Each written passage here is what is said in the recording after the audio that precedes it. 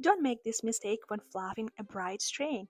Being too gentle and not lifting the train high enough won't give you enough air under the skirt, and without that volume, you will end up going around adjusting the hem by hand, which takes forever. Instead, find the center back seam, place your hands about 2 feet apart, and lift the skirt up, allowing air to flow underneath without, of course, exposing bride too much. That's how you create that full, effortless luxury train.